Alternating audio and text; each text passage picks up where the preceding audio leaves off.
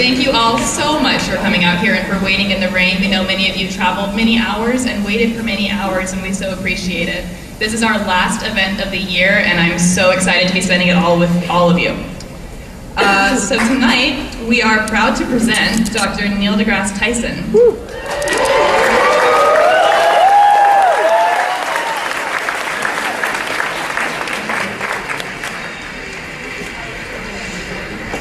Dr. Tyson is a renowned astrophysicist who earned his BA in physics from Harvard and his PhD in astrophysics from Columbia.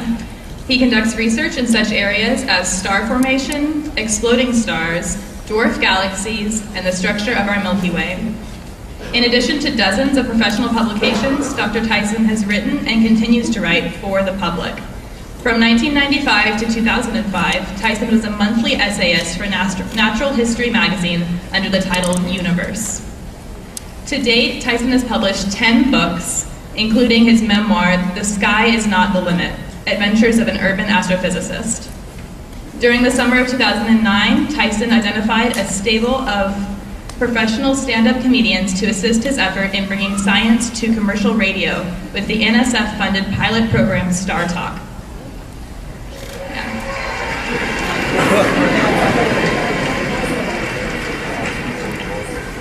Now also a podcast, Star Talk Radio combines celebrity guests with informative yet playful banter. The target audience is all those people who never thought they would or could like science. Tyson is the recipient of 18 honorary doctorates and the NASA Distinguished Public Service Medal, the highest award given by NASA to a non-government citizen. His contributions to the public appreciation of the cosmos have been recognized by the International Astronomical Union in their official naming of asteroid 13123 Tyson. On the lighter side, Tyson was also voted sexiest astrophysicist alive by Time magazine.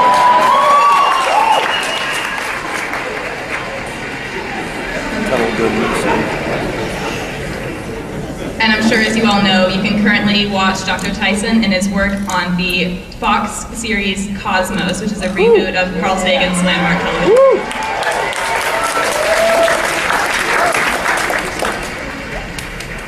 And now, without further ado, I would like you all to help me in welcoming Dr. Neil deGrasse Tyson.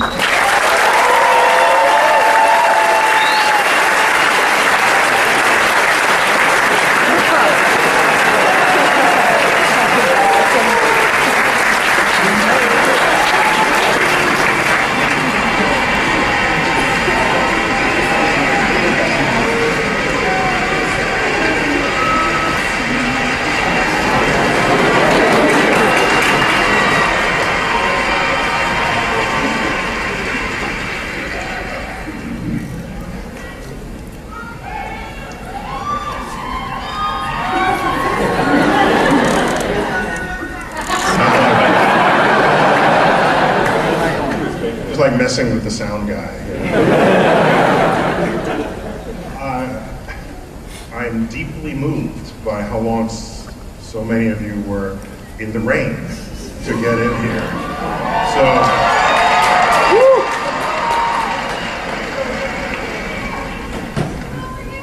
but that's how you know if people bathed recently, because if you haven't, that extra moisture, you become a little more pungent. That's how the physics and chemistry works. You know, tonight is all about. Hey, is my voice coming out okay? Yeah. What's the problem on the sides? Louder. Louder. How's that? All right. We're good. Yeah, so I'm just gonna give some cosmic updates, just so we're all on the same page as to what's happening in cosmic discovery. So I call this talk "This Just In." You know, talks such as this are often just loosely veiled commercials for a book the speaker is trying to sell you, and this is no exception to that. No, actually, that's not true. Yeah, this stuff, yes, I did this, but the talk is not this. I don't give book talks, because that's why I write books, so I don't have to talk about it anymore.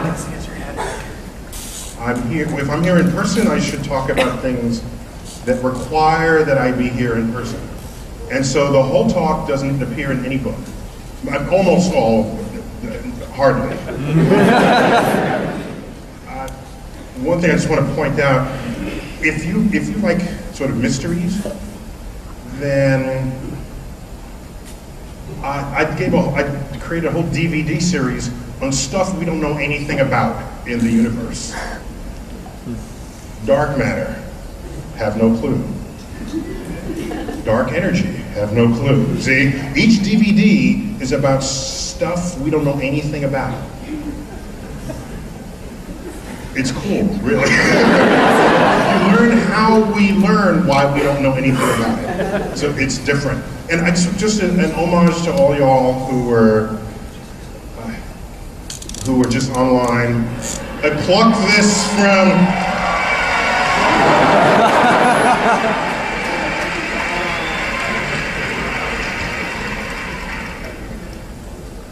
there are probably not that many red-headed people there, so there's a red-headed woman right there. Did she get in? Is she anywhere? Okay. So I just want to say thank you again for that interest. Of course, I'm just leading off here. This is airing, like, you know, it's real, and it's on prime time. Some people sort of have Foxophobia and said, "What's this doing on Fox?" What's this doing on Fox? And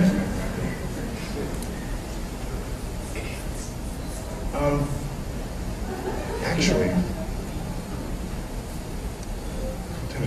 ooh. Yeah, okay. All right. Cosmos is on right now. Like at this second, I just realized. So I could say, like, why aren't you home watching it? It's not a National Geographic, but we're here together, right? That's better, right? I'm thinking, I don't know. I gotta share this with you. So tonight it airs on National Geographic. Last night it aired on Fox. 5 minutes before the Fox broadcast, this was a tweet. I have to, because I had to laugh. Okay? Okay.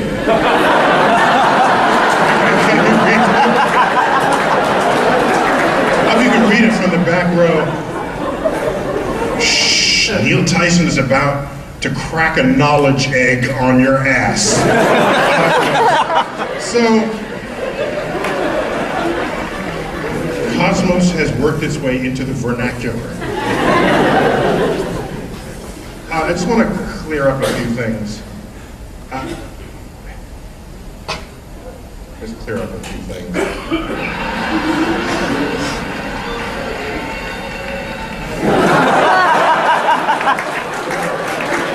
Let's clear this up, okay? Pluto.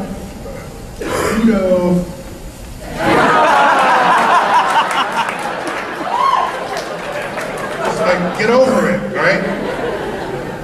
It's still not a planet. Okay? So everyone here have issues with that. Okay, a few of you have issues. You should know there's 6 moons in the solar system bigger than Pluto. Did you know that? No, you didn't know that. You were right here. Pluto lovers, raise your hand. Did you know that? Did you know that? Did you know that Pluto is more than half ice by volume? Did you know that? No. If you brought Pluto to where Earth is right now, heat from the sun will evaporate that ice and it would grow a tail. Did you know that? No.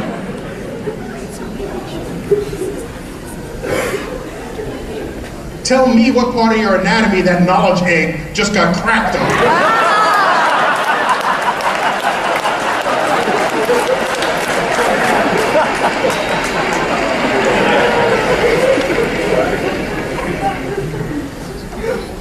Pluto got reclassified as a dwarf planet. It's happier that way. Really. Pluto's cool with that. Now, no American could have called it Pluto. It was discovered by an American, named by an 11-year-old girl in England who was very well connected. Her father was head of the Cambridge Library, who was friends with the Astronomer Royal, who knew the head of the observatory. Arizona Lowell Observatory in Arizona, where Pluto got discovered. And she had just learned Roman mythology and figured Pluto, the underworld, is far away, you don't want to go there. It's Pluto. It's stuck. In America, we could have never named it Pluto because the word Pluto was already taken. There was a mineral laxative.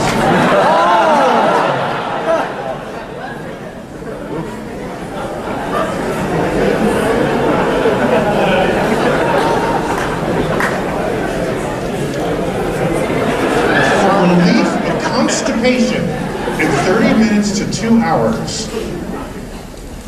When nature won't, Pluto will. So an American, that was not an American couldn't have done that. And I was implicated in the demotion of Pluto. I didn't do it, although I was an accessory. But I drove the getaway car, yes. In 2000, in New York City, we redesigned the planetarium there, and in case you missed it, there you go, right there. Okay, so that is where I work. You're all invited, okay? At the front gate, you tell them that you know me. You're still charging $19 to get in, right? So we redesigned this facility and helped put the planets, orbs around the sphere, and Pluto was missing. We rearranged Pluto with other icy bodies in the outer solar system. The New York Times caught wind of this, had a page 1 story. Pluto not a planet? Only in New York. Then the hate mail started. The hate mail. From Sizist, yeah. We'll learn more about it. So, who would the hate mail come from? From elementary school children. I'll read this to you. Dear scientist, what do you call Pluto if it's not a planet anymore? If you make it a planet again, all the science books will be right. What's right about the science book? I don't know. Do people live on Pluto? If there are people who live there, they won't exist. Hasn't quite figured that out. Why can't Pluto be a planet?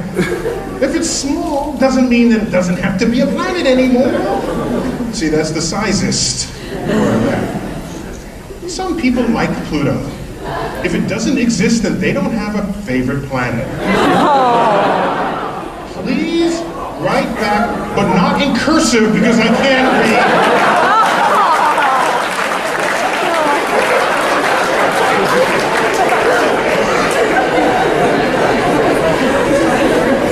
Even cartoonists got into the act. This cartoon is like, it's as funny as it is sad. Look at him with his little wingtip shoes there. Poor Pluto. Is this a speaker just for me? Because it sounds like it's... Yeah. Oh yeah, acoustic feedback? Okay.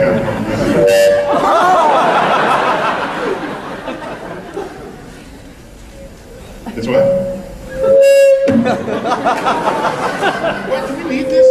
Do I need that? I don't think I do. Those main speakers talking to that speaker. Yeah, we're good now, I think, right? I don't need to hear that, because these speakers are right here. So we're good. Over on this side? The problem is the spot is over there. They can move the spot. Let me try. No, because we're going into an overflow room. I hear it from the overflow room.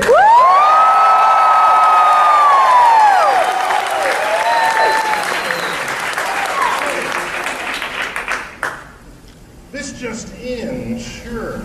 We have a total lunar eclipse tonight.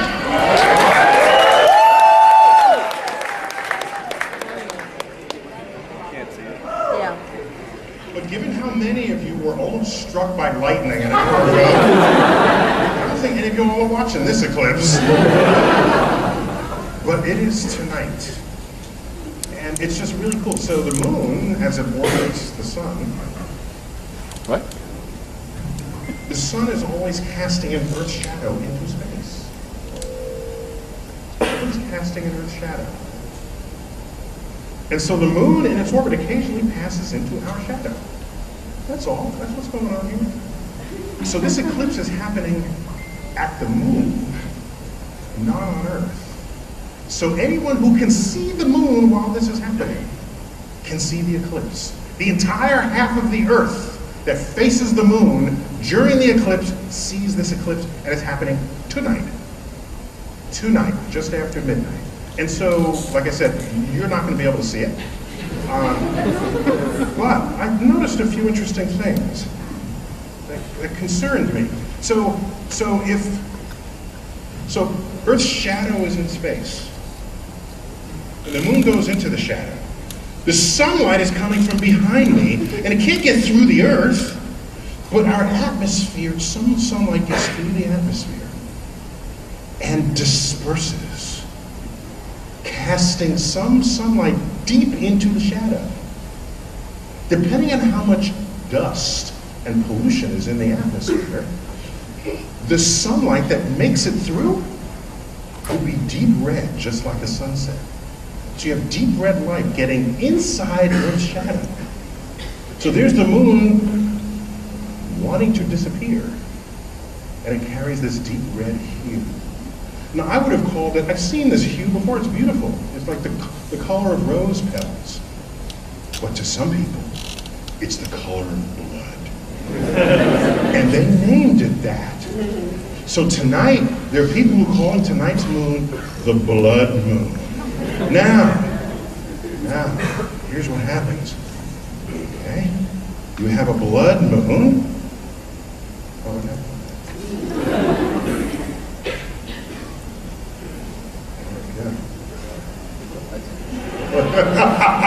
An eclipse, good. So we have a blood moon. Here's the problem. Some people take this literally. Okay? Not people who know how to think.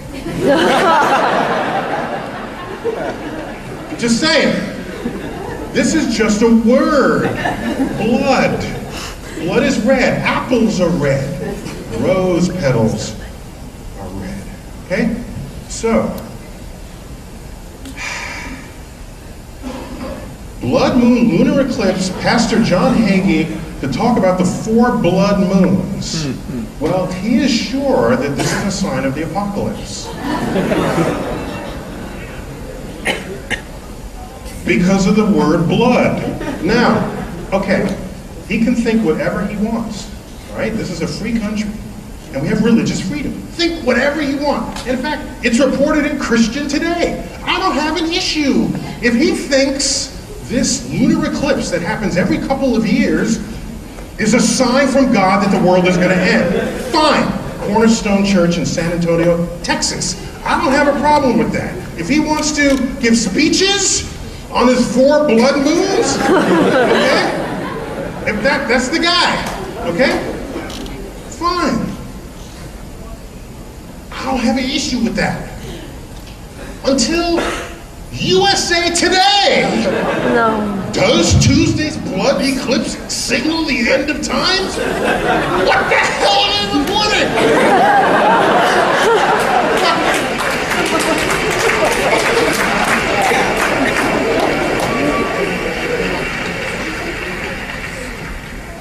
How to watch the blood.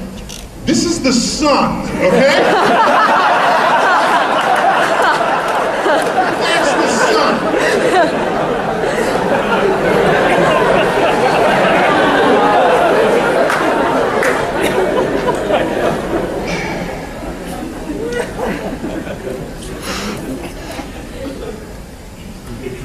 World needs help.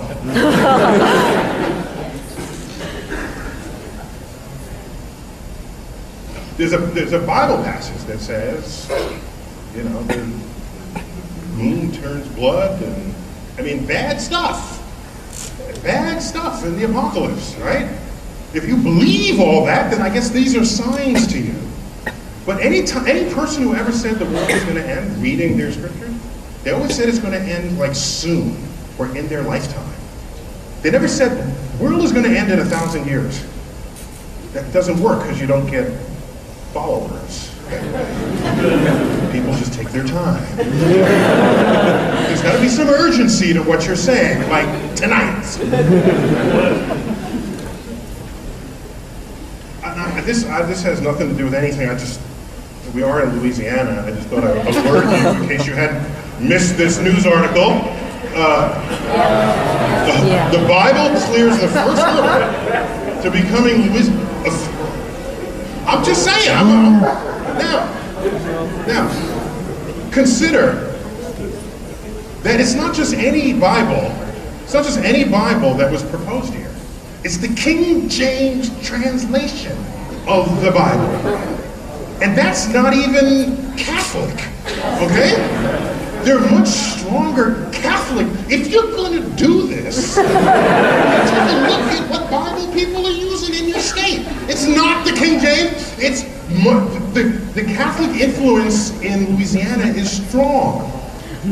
The Catholic influence is strong. So if you're going to pick a Bible of the culture, you would pick one that the Catholics use and not the one the Protestants use. If you're going to go there. So just watch that space. We'll see what happens.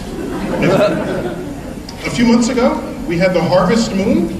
Well, since we're on the topic of moon, all the moons of the year have names, all the full moons.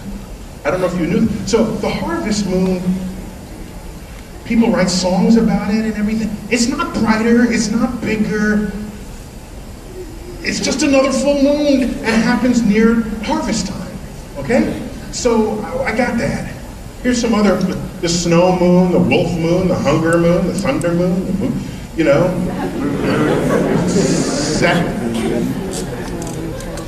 Frosty moon, hunter's flower. We got moon names. Do you know in June, the full moon goes very low in the sky? Doesn't go very high. And it goes so low, it takes on some of the colors that a sunset takes on. Moonlight is just sunlight reflected, okay? So, if it's low in the sky, it's going to start turning amber just the way the sun does as it gets lower in the sky. So the full moon has a very low trajectory in June. And so the June full moon, taking on that amber color, is known to many as the honeymoon. That's how you got a honeymoon. You ever wonder why it was called a honeymoon? That's why. A honey color. Now I just wondered, suppose, you know, the month for people to get married were something else. Sap moon. Yeah. Let's go a sap moon together. You know, I wouldn't play. Glad it turned out to be the honeymoon. Now the harvest moon, remind you, is a full moon. But now we have an article saying, how to see the full moon. It's a full moon.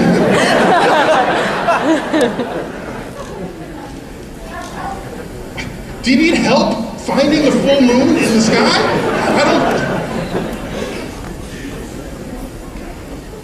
Now the moon has an orbit around the Earth that's elliptical. Sometimes it's closer to Earth, sometimes it's farther. We got that. And it can have a phase at any one of those points in its orbit. It could be full moon when it's close, or full moon when it's far. A couple of years ago, people decided to say, when the moon is full and the moon is close, let's call it a supermoon. So now what I have to contend with is a supermoon, all right? Supermoon, biggest full moon in 18 years.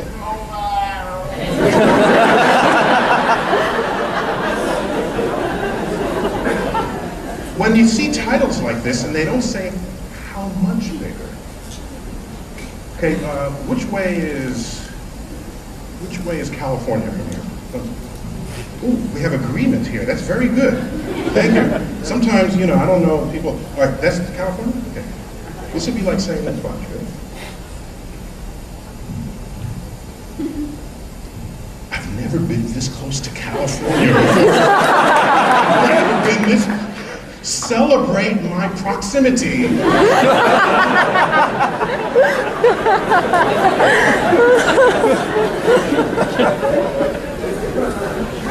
That supermoon? Let's take a look at how big the full moon was a month earlier. There it is. Okay. May, June. But no one thinks to look at the moon until it's advertised. Everybody goes, oh, look how big that moon is. Just pay attention to the sky, please. Pay attention. Now, I like pizza, so I just want to give an example here. Okay? A small moon, we're a 7-inch pizza. Average moon is a 7.5-inch pizza. A large moon is an 8-inch pizza. And that supermoon is an 8-inch pizza. Okay? Just so we understand each other. All right, this past fall, this is really cool. A comet was coming around. International Scientific Optical Network got acronymed to become Comet Ison. And everyone was expecting this comet. Last year, it was discovered then, but it was going to come around Thanksgiving and Christmas last year. People love holiday comets. They want to say that the holiday brought the comet, not the laws of gravity, for example. So this comet, we think it was one of its first passes ever to the inner solar system, and it had a trajectory that was very close to a parabola. Now, if you have a parabolic trajectory, it's your first time in, and you're never coming back. Also, your trajectory is really aimed towards the sun. Comet Ison came so close to the sun, it is made of ice, and the sun is made of hot stuff, okay? So if your comet coming near the sun, that's bad news for you, all right?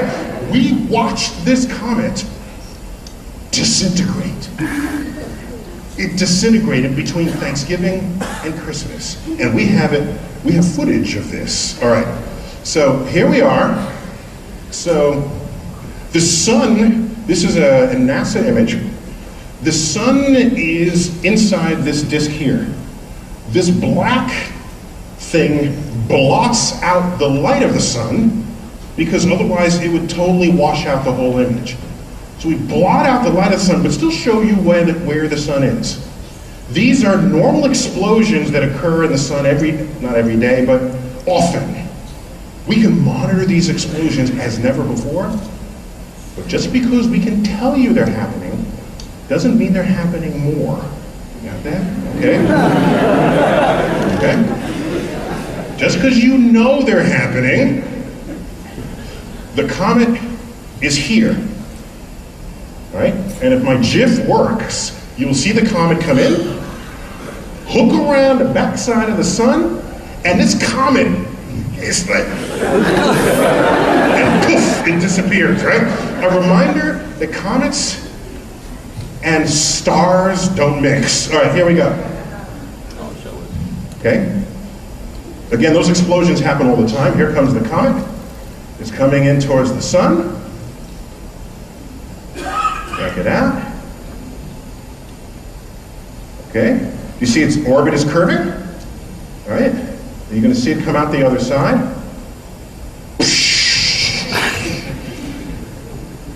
Keep watching it. Keep watching it. Ooh.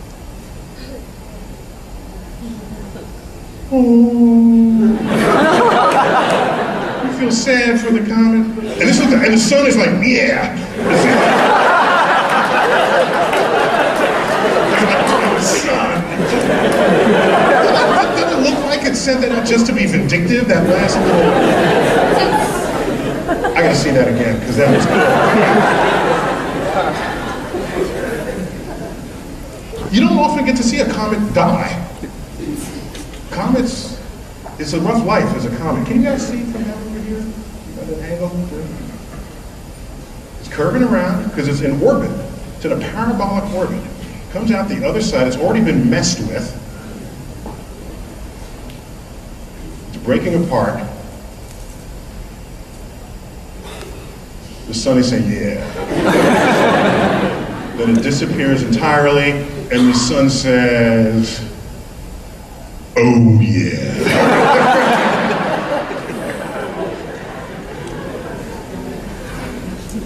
A couple of things about the universe. The universe continues to expand at 68 kilometers per second per megaparsec.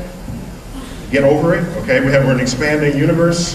This is a space-time diagram. So we start out small, and we've been growing. This is 13.8 billion years, and present day is there's going to be, we're continuing to expand. So this is sort of our full understanding of the Big Bang. It's still happening. We have better data now, in support, even better data to talk about what happened in the earliest expansion period, right in there. You might have seen those news stories. It was the B-mode polarization of light moving through gravity waves. That was a measurement made confirming a long-held expectation for the early universe. So that's all still moving strong. And we got to talk about the Higgs boson, the God particle. This is cool. If you were going to be a particle, the Higgs boson would be the one you want to be, right? You grant mass to other particles that go by. That's cool. Okay? Grants mass. Now, there's a friend of mine who has as his Twitter handle the science comedian. He has more walk into a bar jokes. Like, a photon checks into a hotel. The reception desk said, do you have any luggage? No, I'm traveling light. He's got tons of those, right? Got enough. A Higgs boson walks into a church. The priest says, sorry, we don't allow a Higgs boson in the church. Higgs boson said, but without me, you can't have mass.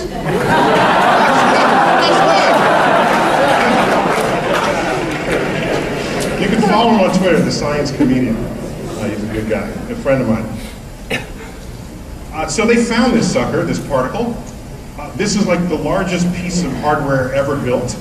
This is one little section of the Large Hadron Collider in Switzerland. We would have had this in the United States in the 1990s. The superconducting super collider was 3 times more powerful than this one in Switzerland.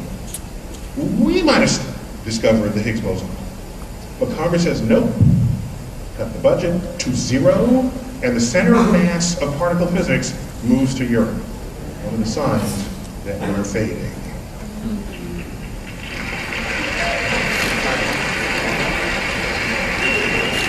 I assume you're applauding Because you agree that we're fading, not because we're fading, America's fading. Just want to make sure.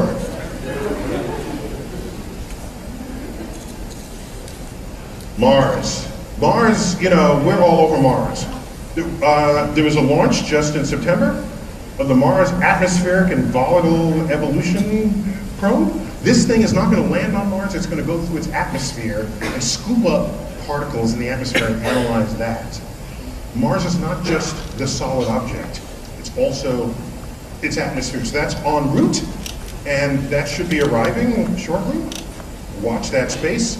We really did land an SUV-sized rover on Mars.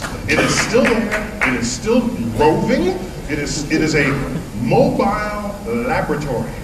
And it was a stunning engineering achievement to plunk this thing down exactly where we needed it.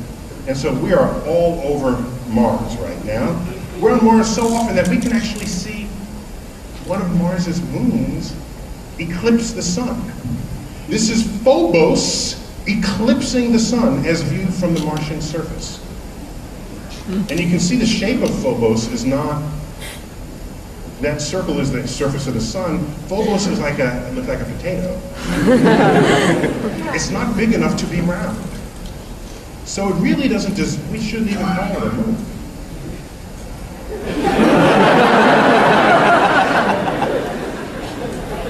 It's like 15 miles across, something like that. With Phobos and Deimos, one is like 12 miles, the other is, you know, a little bit more than that. It's not big enough for its own gravity to make it a sphere. Even Pluto has enough gravity to become a sphere. Pluto's looking at this and saying,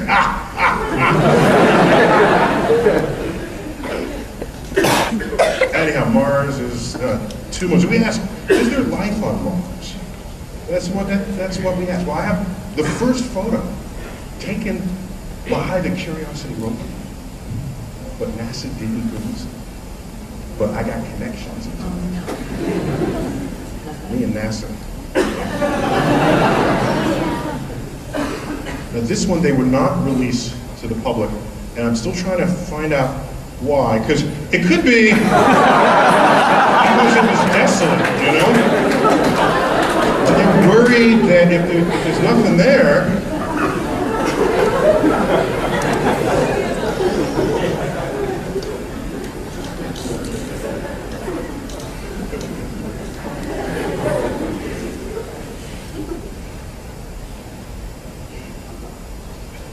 you know, the day we colonize Mars, the day after there's going to be a McDonald's. You know this.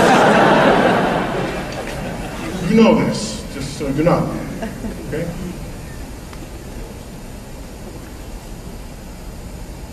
You know how many hamburgers they've sold? They've lost count. They don't even keep. I'm old enough to remember there was a counter on the sign.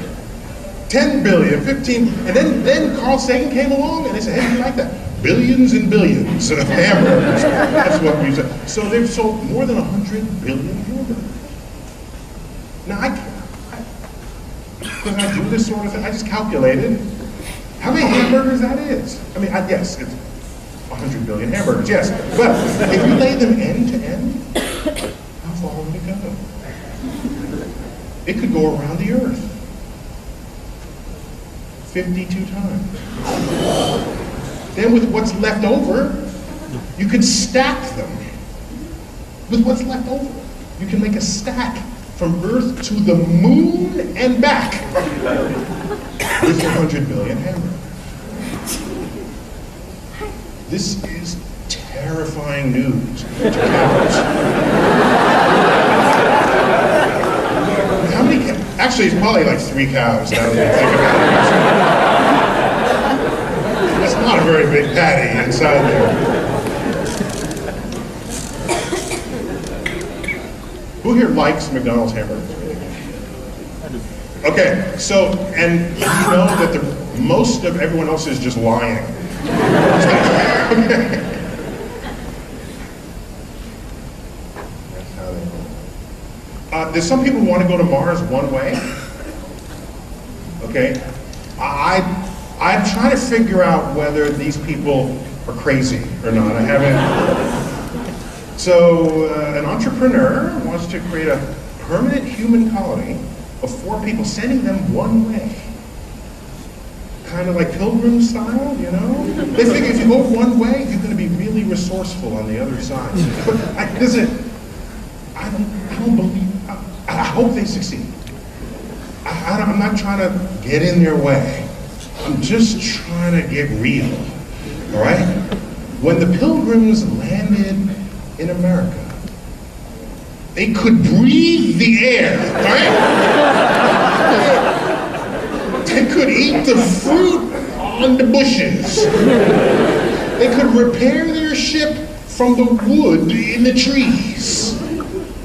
I don't know what. So if you're going to live on Mars, they're going to have to create a habitat module, which would then be just like Earth. So then what does it mean? You say, hey, I'm calling from Mars in a hab module with oxygen. It's 72 degrees, and I have a steak on the barbecue. Are you on Mars? I guess so. But what does it mean? It's like the people who take the Winnebago and they say, we're going camping. No, you're not. You're driving a bus, all right? Are you? A Winnebago with a satellite dish. Yeah, you're really camping out there. Yeah. So we'll see. I think 2013 is ambitious. And people, they've got to figure out what this thing would look like. I mean, they thought it through. And, you know, and they have sponsors. Right? Okay, you know, go for it. If I'm going to Mars, I want budget to bring me back, all right? That's all. We've been discovering exoplanets. Exo means beyond the Earth, beyond the solar system. There's another word that has exobiology. Biology beyond the Earth. This is the only completely funded, thriving field of science that has no data. It's kind of interesting, right? Their specialty is life on other planets. They're still looking for it. I'm just saying, it's just... So what you do is you discover exotic life on Earth and see if that life is surviving, like the tardigrade. Tardigrade. We've shown that in Cosmos a few times. It's also called the water bear. It's the cutest little bugger you've ever seen. I forgot how many, 8 legs or something it's got. It's just really cute. It can survive high pressure, high temperature, radiation. You can freeze dry it. You can suck out its moisture, reconstitute it. It comes back to life. This thing is the best space traveler there ever was. Why would it have that resistance? You might ask. It has been hypothesized that life may have begun on another planet. Microbial life. Asteroids hit that planet, kick rocks into space with escape velocity. Try it. Sprinkle Cheerios on your bed, and then pound it as hard as you can, Cheerios go up. Okay? Try that.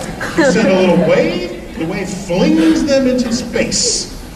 All right, so if you have rocks with nooks and crannies in them, and microbes that were thriving on another planet, and then an asteroid comes and can fling those rocks, the vacuum and radiation of space will kill most life on that arm. But if you happen to be resistant, you will survive that voyage, land on another planet, and have that resistance built in.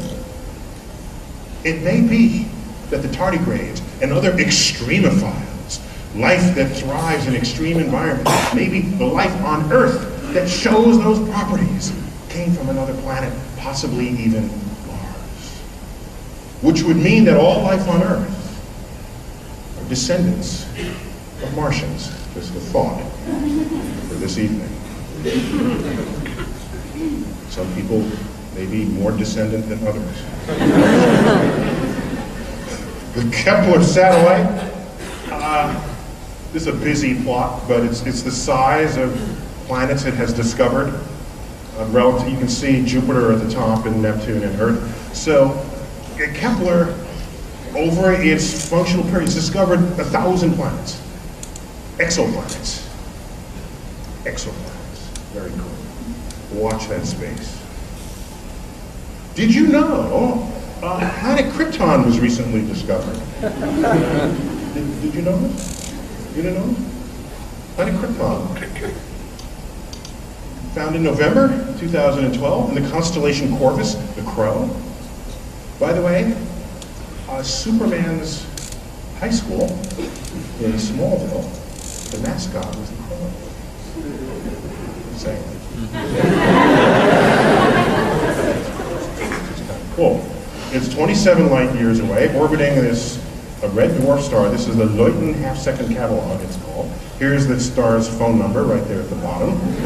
And here is an actual photo of the star around which Krypton orbits. Now, how do I know Krypton was discovered? Because I discovered it, that's why. For Superman, okay?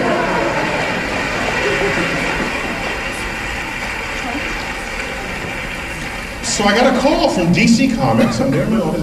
Oh, we'd like permission to draw the Hayden Planetarium in our comics. I said, well, why? Well, we want Superman to visit and use the planetarium to observe the destruction of his home planet.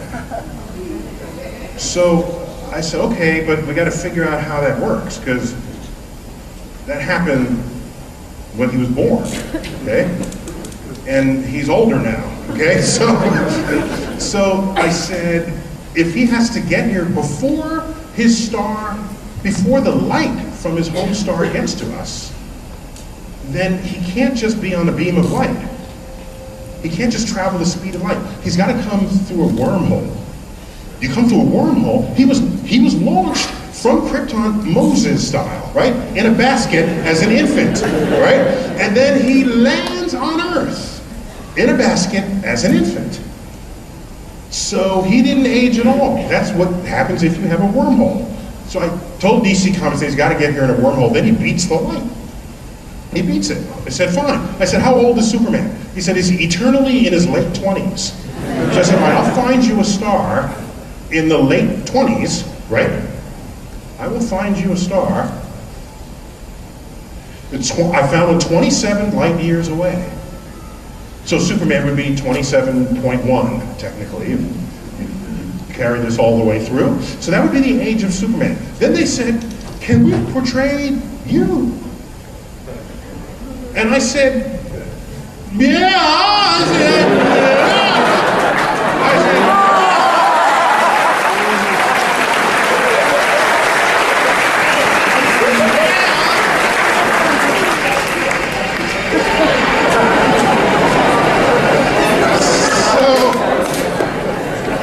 So I said, well, guys, I spoke to the illustrator because he wants to know how to draw the planetarium. I said, if it makes no difference to you,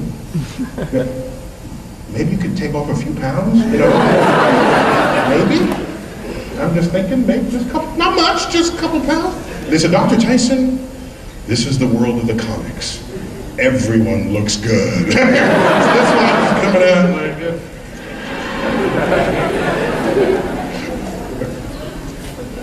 So I garner all the telescopes of the world to get a detailed image of his planet getting destroyed. Now, no one telescope can do this. You have to sum together the world. I did the calculation on this. You need all the world's telescopes to do this. But we don't have the computing power for this. You would need like a super computer. In the comic, they said, Dr. Tyson, we don't need a supercomputer. We have Superman. So he stares at the data on the computer, and then the data start cranking. So he's got like geek computer cred, right, because of this. And he says to me, you know, he said, I tell him how we would do this, and it's in making a huge interferometer, a special kind of telescope data summing, and that must have been a huge effort, he says. I said, please, after all you've done for the world, That's the least we can do. But what I really should have said, look, after all you've done for Metropolis, because I'm a Metropolis, that's where I'm from, Metropolis, right? Least I could do is help Superman. So then, the wave of light from the destroyed planet arrives, and he sees it in the dome. And he's sad. I mean, he needs a hug right here, right? Doesn't Superman need a hug? Right? Right. And, oh, yeah. So, he knew his planet was destroyed, intellectually.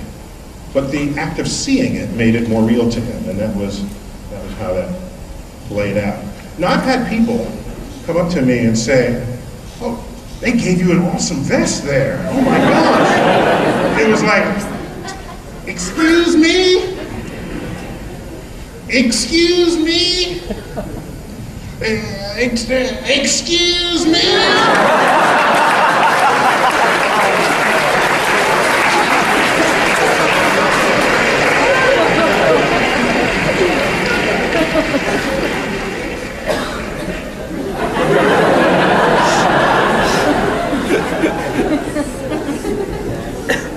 You know, we finished Cosmos a few months ago, and every time I go to LA, they got to give me some kind of makeover.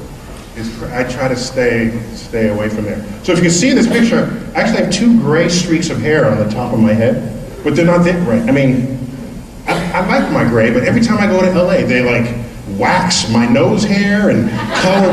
Yeah, they just do, and it's like I gotta escape, you know. No telling what they'll do next. But anyhow, so that's my best. Other things that's gonna happen. Earth, in case you didn't know this, in case you thought Earth is some kind of haven, Earth wants to kill you. Earth wants to kill you. Earthquakes killed 250,000 people just 10 years ago. Volcanoes, tsunamis, hurricanes. No stranger to hurricanes in these parts.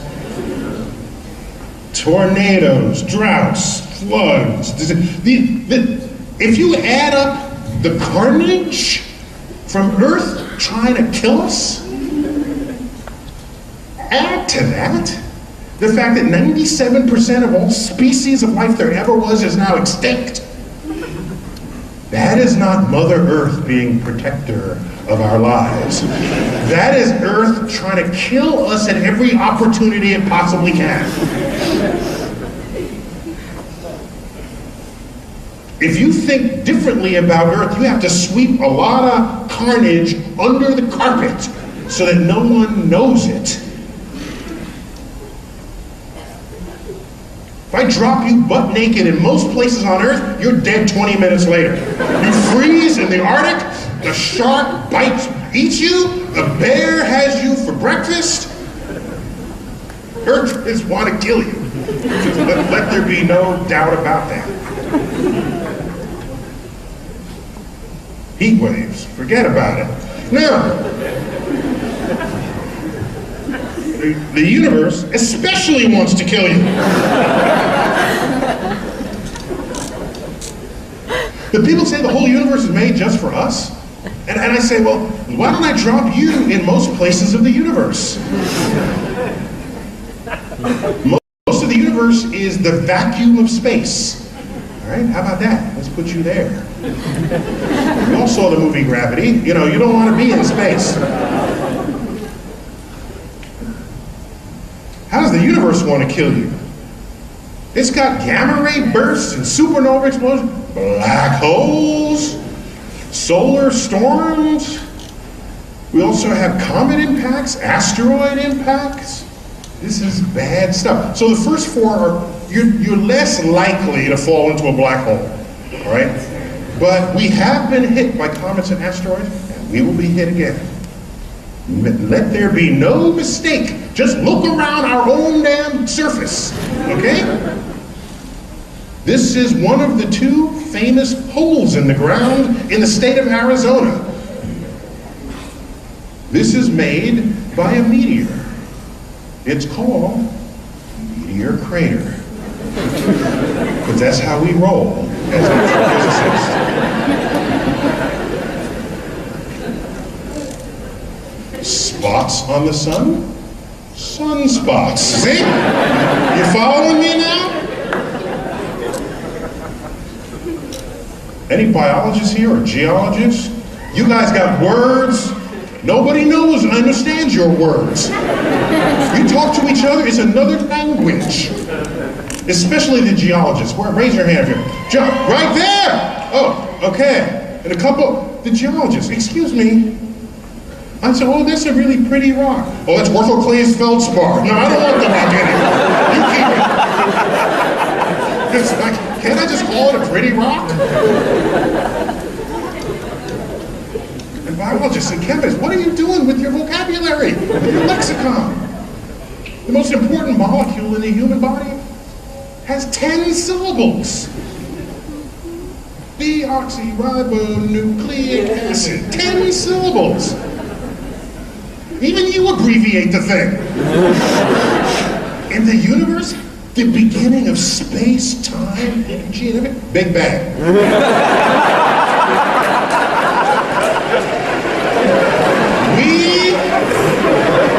We like one-syllable communication, right? A region of space, you fall in, you don't come out, night doesn't come out, black hole.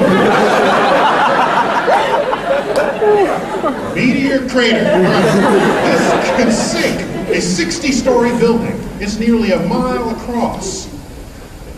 A reminder that bad stuff happens on Earth. And that's mild compared to what took out the dinosaurs. And this crater is awesome because it has a little bit of a lip and you can drive up to it. You don't even know it's there. So you scale this little lip and then there's the crater in front of you. Now, usually on the same trip you do this crater, you go to the Grand Canyon. I did that. I went to the Grand Canyon. That's grand. I got there, we're good. You know, but if I had to compare the two, so the Grand Canyon took millions of years to carve, unless you're from Kentucky, right? Okay?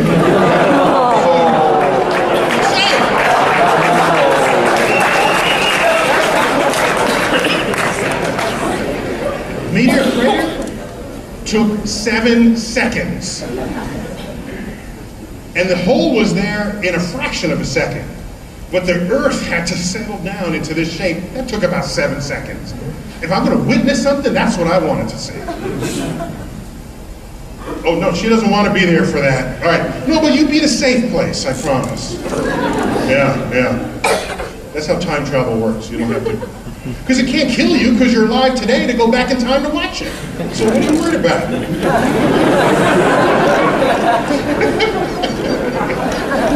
If you went back in time, got hit by the crater, you could not have been alive today to go back in time to get hit by the crater. And while we're on the subject, remember Terminator? You know, Arnold, and he had to go back and kill the mother of the person who would start the revolution to overthrow their machines. You realize you don't have to kill the mother. You can go back like 5 generations and just prevent the great-great-great-grandparents from meeting one another. Or delay them having sex. A different sperm hits a different egg. And that changes the entire line of who follows. So you don't have to start killing people for this. There's a kinder, gentler way to completely mess up the future. By the way, often asteroids, some are travel as one chunk, but we think others are rubble piles. Here's what's called a crater chain. That is one set of impacts from a train of asteroids that we are pretty sure was once whole, but got broken apart every time they went near a massive planet. Now what's interesting about this is that each one of those is hitting the same spot in space. But this moon is rotating between each hit. And so it looks like one hit there, but it is carrying me sideways and is hitting the same spot in space every time, a crater chain. Gotta watch out for those. 65 million years ago, bad day on Earth. Bad day. This by Don Davis, an artist for NASA. I once showed this to high school students, and who sits in the front row in high school? The nerds sit in the front row, okay? Okay. So, someone from the front row in high school raised their hand and said, Dr. Tyson, is that an actual photograph? And I said,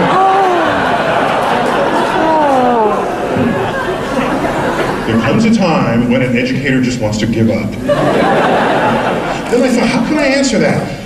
Yes, the pterodactyl had a digital camera, and it took the picture, and in the fossil, there was an SD chip, and it got the picture. What kind of answer were they expecting? I don't know. Don Davis is scientifically literate, so you notice he shows other fragments coming down with the large one. In this one, most of it stayed in one piece, but he knew that an impact typically has associated parts with it. In 2004, we discovered an asteroid whose orbit was going to intersect Earth. So we call it Apophis. Apophis is named for the Egyptian god of darkness and evil. Apophis. Had this not been on a trajectory that intersects Earth, we wouldn't have called it Apophis. We call it like Tiffany or something. Something non-threatening, right? Bambi. Something peaceful. And so we save our list of evil gods to name bad asteroids after. It's headed towards Earth. I tweeted yesterday that in exactly 15 years, it will have a close approach to Earth. On April 13th, 2029. A Friday, by the way, just disclosure there. We just visited the Voodoo Museum today, just Friday the 13th, 2029. Yep. It's going to come so close. And by the way, it's the size, this is the size of the Superdome. Okay?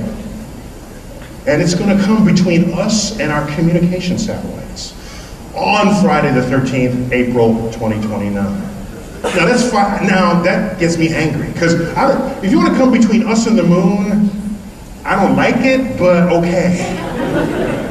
You're going to come between us and our satellites? I'm ready to do something. So, on paper, we have a solution. An unfunded solution where you send a spacecraft, emphasis on unfunded, yes. You send a spacecraft out, and if this microphone is the spaceship, and on the asteroid, you bring it near the asteroid, and then you park it there. Now, how do you park something in space? They'll want to come towards one another because they feel each other's gravity. But you don't let that happen.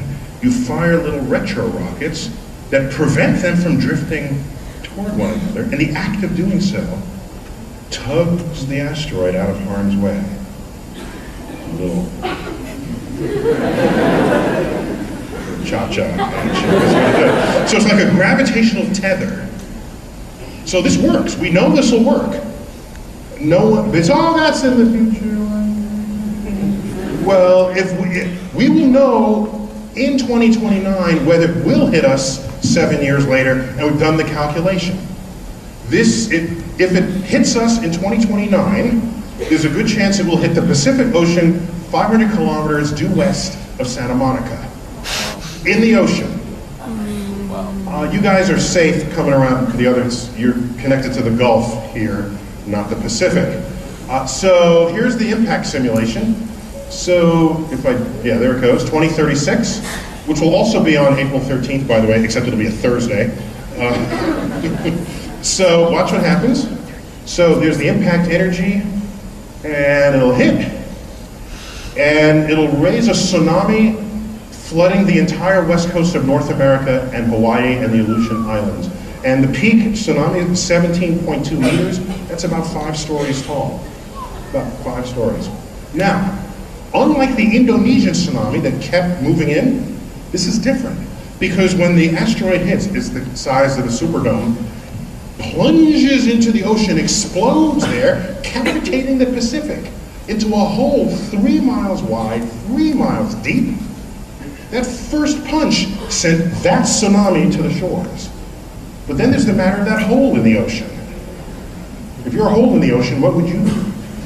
Yeah, you collapse back in, right? So these walls of water collapse catastrophically back into the hole, and that sloshing water rises high in the sky, falls back to the ocean, cavitating it again, creating another tsunami. And this repeats about 40 times.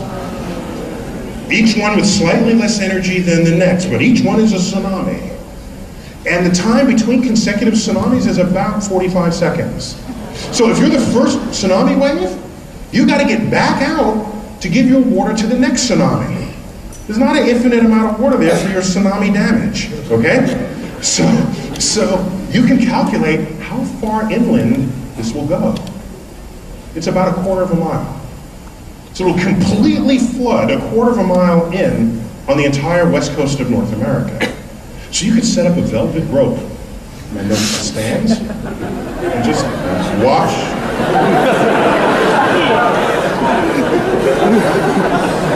Is that my house? Yeah. So the $1 million Malibu homes, the first wave will bring them in, and then they'll have to go back out to sea. Then the next tsunami brings it back in a slightly different shape, you know?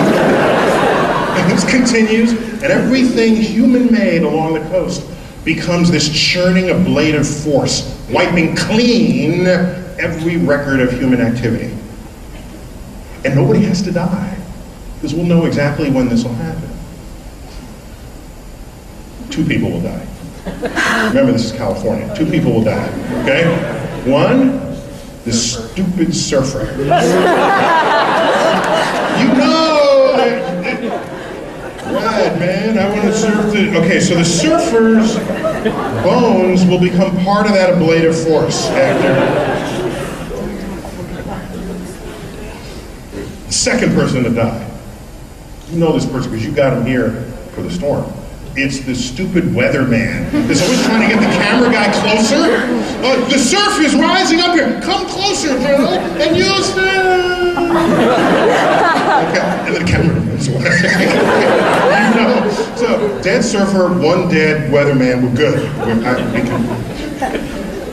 We've been hit. Siberia got hit in 1908. We couldn't even get to it. It was we couldn't even get to it until years later, and there's the image of the fallen trees. It incinerated 10,000 square kilometers of forest. Siberia got hit again. When? A year ago. A year ago. I think I was on Jon Stewart, and he says, "Why is Siberia always getting hit?" And I said, "It has a really large land area."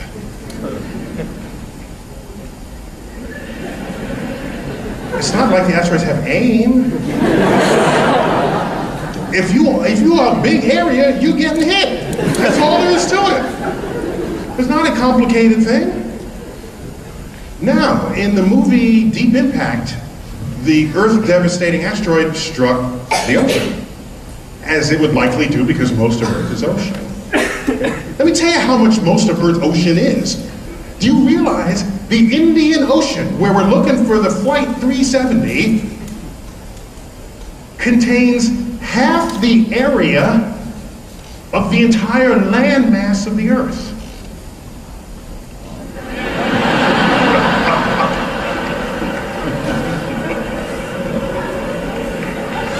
Well,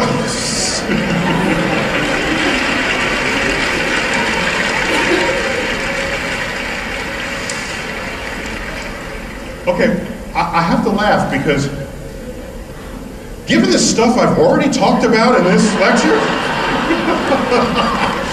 I talked about and I say Indian Ocean is half the, you go, what was your reaction to the other stuff I was talking about? Save some of that gasping.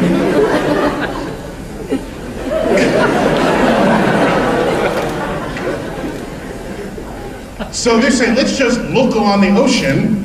That's like saying, let's look at half the total area of all the land on Earth and find some wreckage. And by the way, it's at the bottom of the ocean, not floating, right? So just be understanding of those challenges. So in Russia, as in many places in Europe, they now have front-facing cameras. This means they need fewer lawyers. The car accident is no longer he said, she said. It's what does the video show? So they all have front-facing cameras. This one caught an asteroid entering Earth's atmosphere and exploding in midair, going so fast. Its encounter with our atmosphere is like hitting a brick wall. 2 hits for how fast it's going. So let's watch this. Well, this has some sound. I'll put my microphone near the speaker, and you'll see. So the asteroid is right here. It's above my finger. There's a little light. You will have no problems noticing that in a few seconds, okay? He's making a turn, so it looks like it's drifting to the left, but it is coming in directly. So here we go.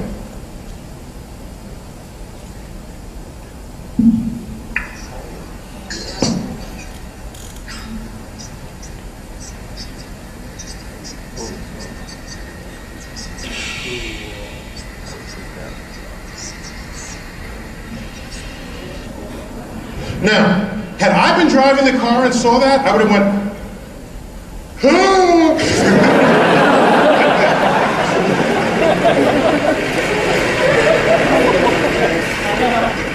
You know, that person's head would have just exploded, scattered all over the windshield. That's what would have happened there. Now, that looks like an innocent little, how bad could that be?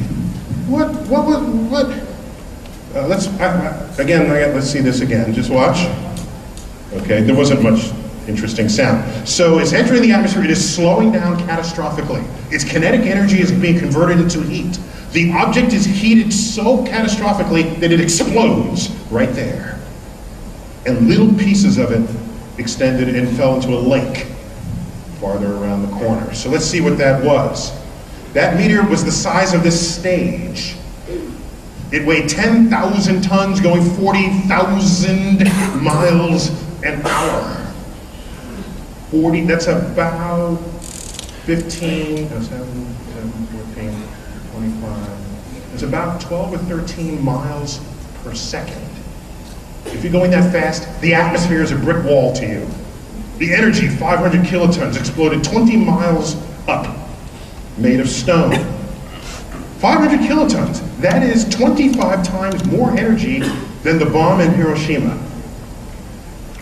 25 times more energetic. It exploded 20 miles up. The bomb in Hiroshima was calculated to explode a half a mile up, about 1 kilometer up. Why not on the ground? Because we calculated, because remember it's wartime, if it hits the ground and explodes, half the energy just digs a crater. And they want to maximize the radius of damage to the impact zone. So you detonate it high, but not too high up, because then the energy gets too diluted. So they calculated what the most damaging altitude it should be, half a mile up. This was 20 miles up.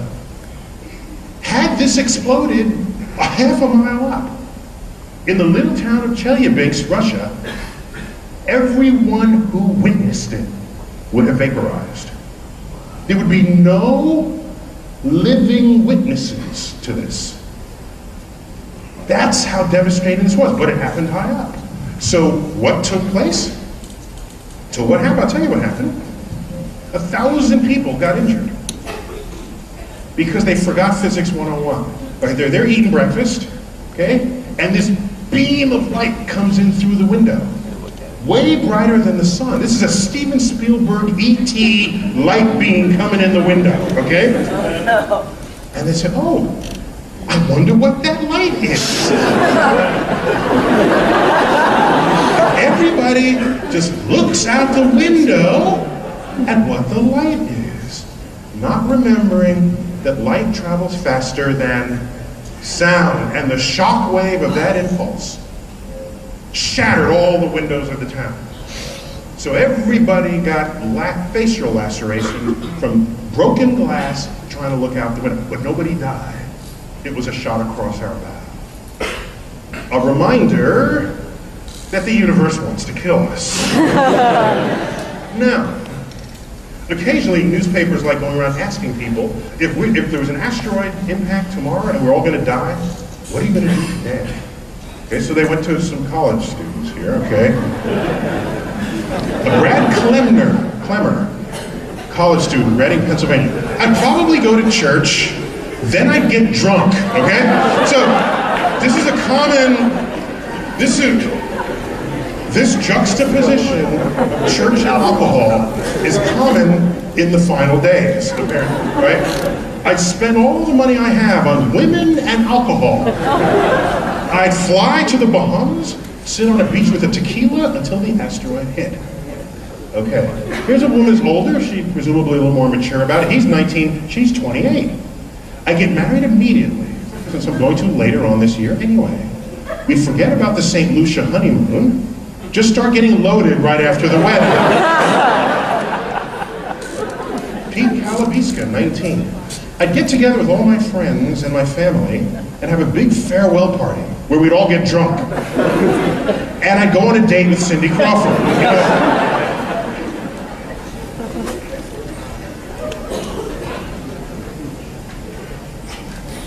But he means he'd want to go out on a date with Cindy Crawford. My favorite poster of them all. Asteroids are nature's way of asking, how's that space program coming along?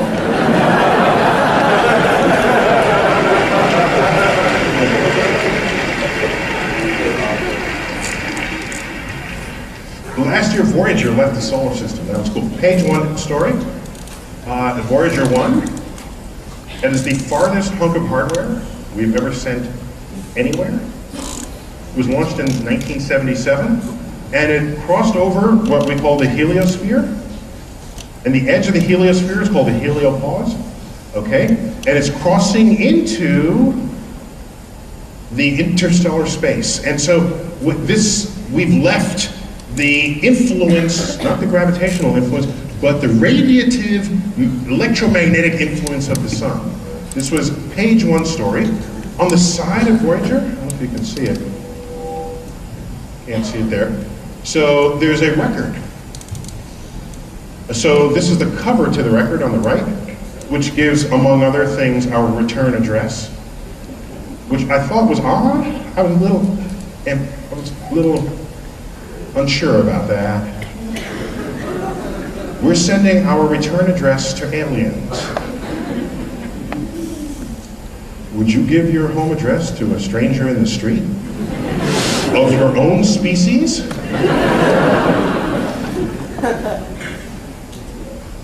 You know. And there's other sort of cryptograms there, scientific symbology of where this came from.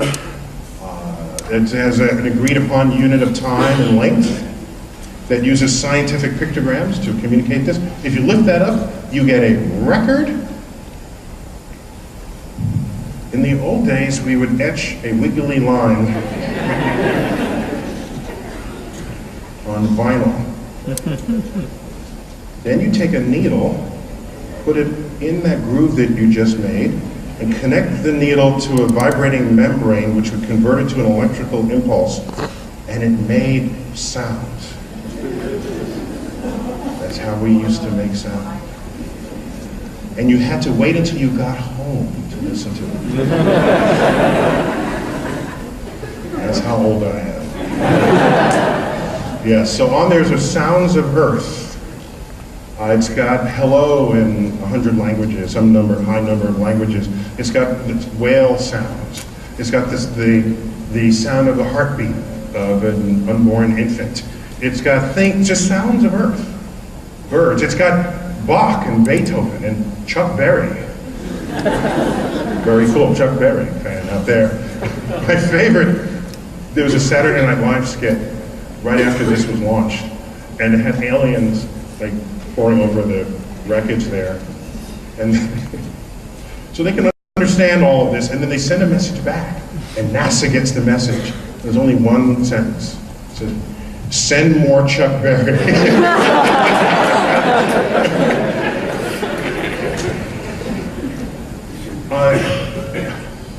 There are two other spacecraft headed out of the solar system, Pioneer 10 and 11. They have this plaque. You might recognize this little spider diagram. That's our return address in the solar system. And here's a pictogram of the solar system. The third rock from the sun has the trajectory of the spacecraft itself.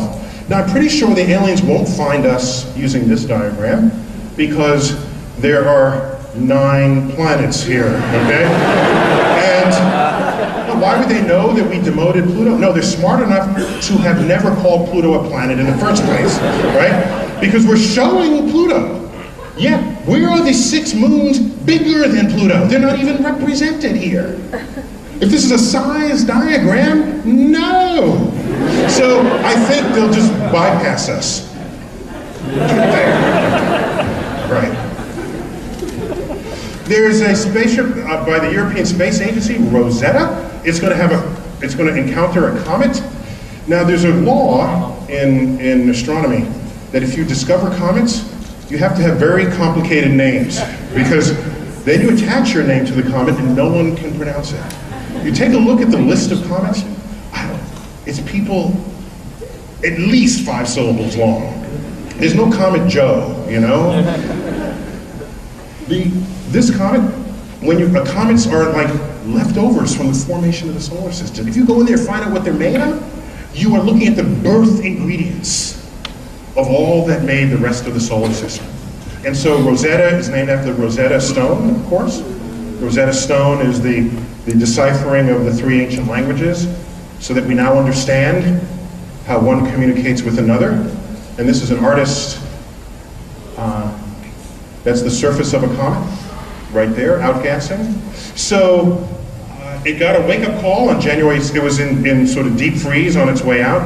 There's a wake-up call in January, and it'll have its encounter next month. Watch that space. And here's another sort of view of that as it nears it.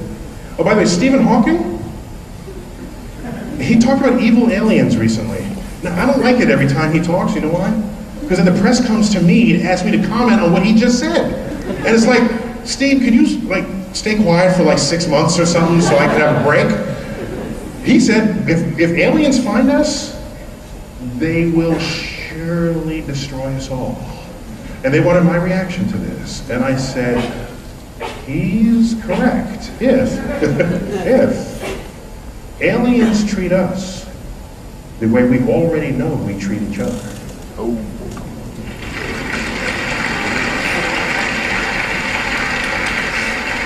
If aliens have a technology to visit Earth, that is way more advanced than we are right now or ever can imagine being. And if you look at the history of civilizations, cultures encountering other cultures that are not as technologically advanced, it was never good for the non-technologically advanced culture. So he, I think, was holding up a mirror to our own civilization and casting those fears upon the aliens. I'd like to think that the aliens are... I think we've already been observed by aliens. Really. I think we've already been observed, and not in this way. I think they've come, looked at us, and then concluded there is no sign of intelligent life on Earth. So you not only talk about evil aliens, you talk about black holes with no event horizons. This is his paper, information preservation, the abstract of his paper. Information preservation and weather forecasting for black holes. It's a cute title. He's suggesting that black holes are not really black, they might be gray. It's like, okay, still avoid them. okay? They will still rip you to shreds, spaghettifying your tissue as you descend to the singularity in a one-way abyss. Have a nice day, yes. I just have a couple of more slides here. Well, we have Cassini at Saturn. My favorite planet, Saturn. It's gorgeous. Just look at it. It's Saturn. So Cassini's been orbiting Saturn for like 10 years. And getting data on Saturn and on the moons, we can adjust how it orbits and what it looks like. Well, that original Voyager spacecraft took a photo, which came to be known as pale blue dot. So in 1990, Carl Sagan convinced NASA to have Voyager turn its camera, after it passed Neptune, to take the last planet in the solar system. Convinced Voyager to turn its camera around and take a picture back towards the center of the solar system, to take a picture of Earth. It was an interplanetary selfie. Okay. Carl Sagan wrote a whole book, a recitation on that pale blue dot that was Earth as seen from the outer solar system. That image was reprised by the imaging team of Cassini. A colleague of mine, Carolyn Porco, is the lead on that. And in July 19th this past year, they took another image, except this time from the back side of Saturn. Cassini goes there. When you go behind Saturn, Saturn eclipses the sun. And you can see a ring of light around the outer thin atmosphere of the ball. That's sunlight peeking through. And it's illuminating the rings from underneath. Now, if I can get all the lights out, please. Just because I want to make sure you can see this next. Wow, the lights out made that sound? That's cool. Very cool.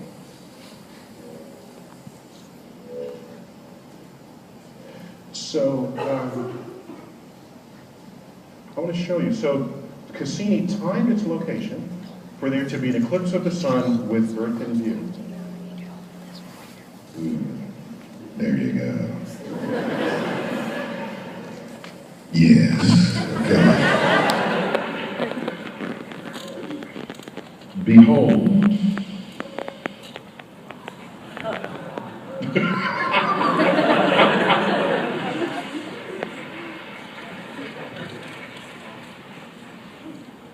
Earth.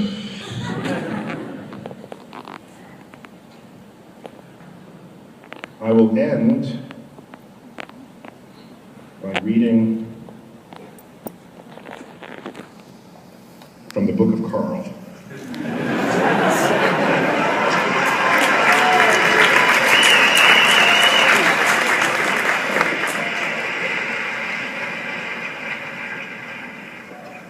If you look at Earth from space, you see a dot.